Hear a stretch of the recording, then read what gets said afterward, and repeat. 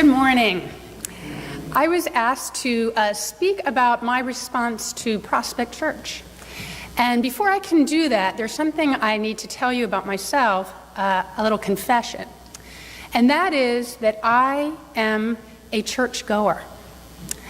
I'm sure, like some of you, I was raised in a family where going to church on Sunday was not optional all the way through.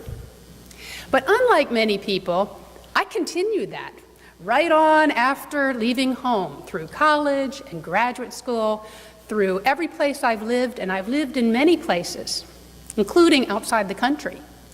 And one of the first things I do in a new place is find a church to go to. I usually try to find a Presbyterian church, but that doesn't always work out. But I find a church and I attend it regularly. I have regularly attended, a Southern Baptist church, a Methodist church, an RCA church, a Lutheran church, and even a Catholic church when I lived in southern Germany, because I lived in southern Germany. No other churches there. And while I attended all of these churches regularly, because that's what I do, I'm a churchgoer, I look back on these different churches and realize I was not equally involved in all of them by any means. And you might imagine that my level of involvement was due to me. What was going on in my life, competing priorities, what was going in my head at the time. But actually, that's not true.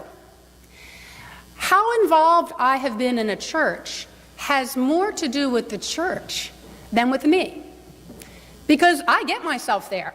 That's what I do. I go to church on Sunday. It's when the church reaches out to me and says, hey, we have a college group. Would you like to join? Or, hey, we're having a potluck dinner tonight. Why don't you come on? Or, hey, we need an alto. Could you join the choir? And I respond. It's a two-way street, and it's as much about the church as it is about the individual. Now, as you can imagine, when I moved to Maplewood almost 13 years ago, one of my first orders of business was to find a church.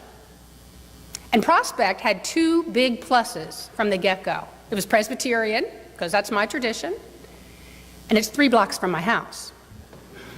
But when I came here, I was completely open to the idea that it might not be the church I stayed in. I was committed to the idea of church shopping because I knew this church was going to be meaningful for me. And now I had a family.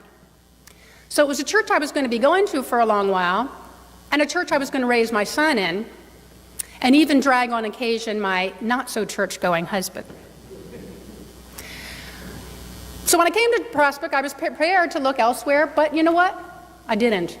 I never went anywhere else. In fact, in the last 13 years, every time that I've gone, I have never been, when I was in town on a Sunday, to any other church other than Prospect for Sunday service, except for, and some of you will remember this, Storm Sandy, when we had no power and we had a joint service at Morrow, and that was it. But I don't just come to this church, and I think even the casual observer knows that. I'm standing here in a choir robe, after all. I've sung in the choir for several years. I also teach a Connect Ed class. I combine kids and music by co-directing with Peter and Jason before him, the children's musicals, and I'm going to double dip on announcements. In 2 weeks, children's musical, Mother's Day, okay? Gift to moms, be here. It's going to be great. I've been on session. I've been on the Stewardship Campaign Committee. I've been on Capital Campaigns, Finance Committee. I have a regular slot on Sunday evenings for IHN. But this says less about me, because I would come to church anyway, and more about Prospect, because Prospect is this kind of church. Prospect is a church that not only welcomes us, but encourages us and nurtures us and inspires us, and even sometimes gets us to do things we might not otherwise do. One thing I've done in this church that I've never done in any other church is I've been a lay preacher. And that is not something I ever thought about doing, ever crossed my mind. And now I've done it a few times. So in this time of campaign stewardship, or stewardship campaign, I think we all want to reflect on our level of involvement. First, by pledging and giving our financial gifts. It's important for the church. I'm a regular pledger. It's important as we fulfill our many obligations and activities and services. But it's also a very concrete and practical way of being more involved in the church. And it's also a concrete and practical expression of one's faith and one's commitment to one's community of faith. I certainly feel that way. But I challenge you also to think of this time as a time to reevaluate your own level of involvement.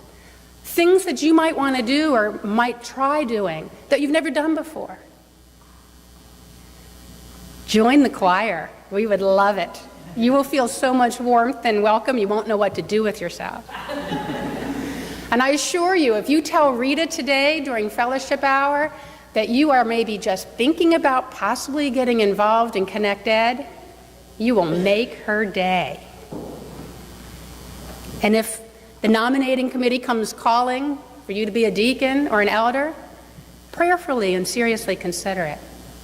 But there are many opportunities that aren't so sustained.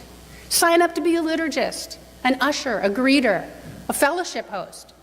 If you're in church on Sunday anyway, they don't take any more time. Or do a stint on IHN, or take sandwiches down to Newark Penn Station. I can guarantee you that whatever you give financially or of your gifts and time and talent, you will get back manyfold. And along the way, you will be encouraged, nurtured, welcomed, and inspired, and even possibly pushed to do something new and different. How can I be so sure of that? Because I'm a churchgoer. I'm a long-time churchgoer, and I can tell you, Prospect is just that kind of church. Thank you.